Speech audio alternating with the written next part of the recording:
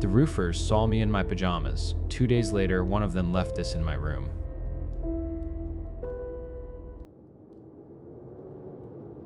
I still get a sick feeling in my stomach when I see a paperback book left on a park bench. It started, I think, in the alley. I was living on the ground floor of this crumbling 6-unit building in a neighborhood I couldn't really afford. It was one of those places with good bones and rotting skin.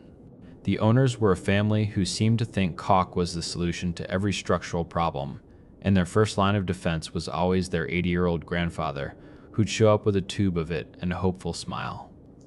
My upstairs neighbor had a rescue dog, a shivering wreck of an animal that would lose its mind whenever a kid screamed. We were sandwiched between a park and a daycare. The dog barked constantly. I never said a word to the guy about it, and that's one of my bigger regrets. It's funny the things you choose to get angry about later. I worked nights back then, cleaning a quiet government building. The money was good, but people treat you like you're invisible furniture. I'd get home around dawn, black out my bedroom window, and sleep until noon. Because of this, the landlady gave my number to anyone who needed to be let in the main door, which I'm pretty sure is 1,000 kinds of illegal. She'd text me the night before, "Roofers tomorrow, Zola. They'll call you." I never got a call. I woke up instead to the sound of men grunting and scraping right outside my bedroom window. It was the roofers hauling massive, heavy rolls of tar paper down the narrow service alley that ran alongside the building. The alley was my little slice of green. I'm a plant person. I'd packed the space with pots, cramming ferns and a prized bromeliad onto and into the big metal air conditioner cage that was bolted over my window. Now these guys were about to crush everything. I scrambled out of my shitty loft bed, down the ladder, and out the side door into the alley, still in the shorts and tank top I slept in.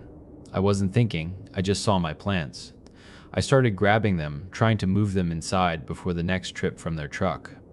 I had my arms full of ferns when 3 of them came back around the corner. They just stopped, staring. I froze. You know that feeling? When you suddenly see yourself through someone else's eyes. I was barefoot, half-dressed, and cornered between a brick wall and 3 strangers. I was in good shape then, and I knew what their faces meant. It was the same look I got on the bus, at the grocery store, everywhere. It's why I loved my job. In my shapeless gray coveralls, I was just a ghost with a mop. My face went hot.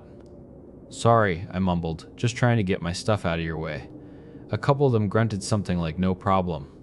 But one guy, he smiled. It wasn't a nice smile.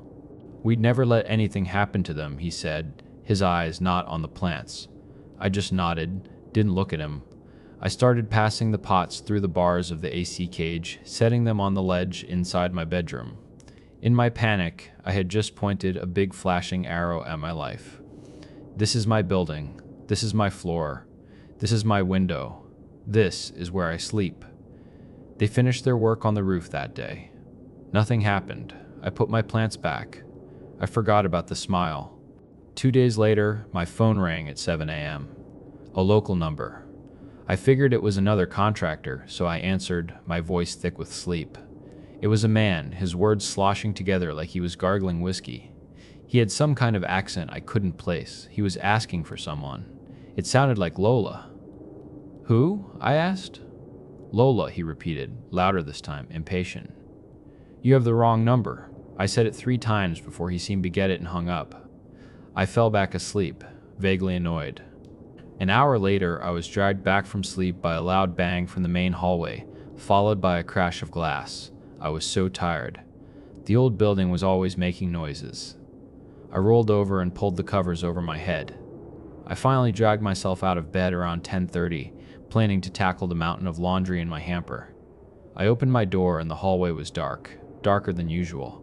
One of the glass wall sconces near my door was just gone.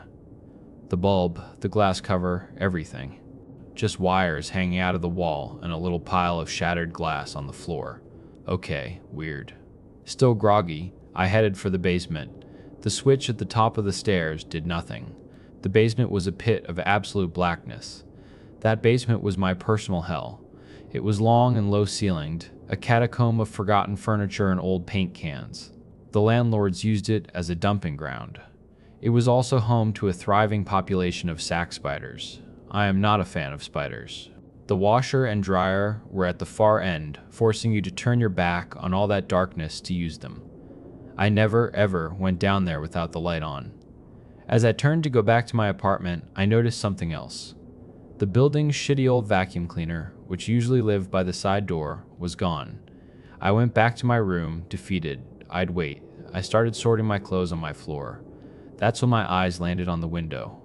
On the inside ledge, where I'd put my plants 2 days before, was a book that wasn't mine. It was a beat-up Western, the cover showing a man with a six-shooter. Tucked inside was a folded piece of paper.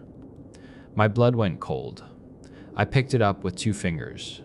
The note was written in blue pen, the handwriting a childish scrawl. I saw you with your flowers. Thought you might like this. It was signed, Lola's friend. My breath caught in my throat. I backed away from the window. He had been in my room. He had reached through the bars and placed it there. I grabbed my phone, my hands shaking so bad I could barely type, and texted my neighbor from the 3rd floor, Amity. We'd bonded over our mutual terror of the basement. I sent her a picture of the book and the note. Her reply came back instantly. Hold on. A minute later, she was knocking at my door. The look on her face was pure fear. The hallway light is broken, I said, trying to sound normal, like my world wasn't tilting on its axis. Zola, she said, her voice a whisper. I went down to do laundry this morning, early. The basement light wouldn't turn on. She told me she'd started down the stairs anyway, but a feeling made her stop. She said the air felt thick, wrong. She called out into the darkness, "Hello?" thinking it might be one of the other tenants. And a man's voice answered from the pitch black. A deep voice, with an accent. He told her he was just fixing the light, but she said his words were slurred, dragged out. Drunk. She didn't say another word. She just turned and ran back up the stairs, locking her door behind her. We stood there in my apartment, the silence stretching between us. He had been down there. The man from the phone. He was in the basement when the hallway light was broken. We have to go look, I said, not wanting to at all. We have to make sure he's gone. I had a couple of heavy-duty headlamps from work. We put them on, grabbed a flashlight for good measure, and crept to the top of the basement stairs. We looked like a 2-person ghost hunting team. We yelled down into the void, our voices shaking. Hello? Is anyone down there? Only silence answered. We went down, step by agonizing step, our flashlight beams cutting through the darkness. The single light bulb for the whole space had been shattered in its socket. Near the base of the stairs, we found the missing vacuum cleaner. And all over the floor was a trail of white powder. Laundry detergent. Someone had stolen a box of it from beside the washing machine, spilling a path all the way back up the stairs. And there, next to the washing machine, half hidden under a dusty tarp, was a single leather work glove, the kind roofers wear. We called the landlady. We told her everything. The phone call, the man in the basement, the broken lights, the book, the note, the glove. You know what she said? She blamed us for leaving the side door unlocked. I asked her, begged her, to call the roofing company, to ask if any of their guys matched the description, to check the phone number that called me. She refused. Said she had a great relationship with the contractor and wouldn't accuse his men of anything. Our only male neighbor just laughed when we told him. He said we were being dramatic. I don't live there anymore. I broke my lease and got the hell out. I never found out who it was. Was it the guy from the alley? The one with the smile?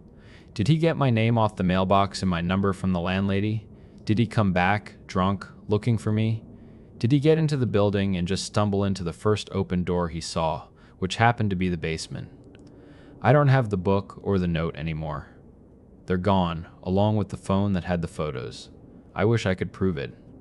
But I know what happened. I know he was in our building, in the dark, just waiting. And I know he left a piece of himself on my windowsill, a little souvenir from the man who watched me sleep.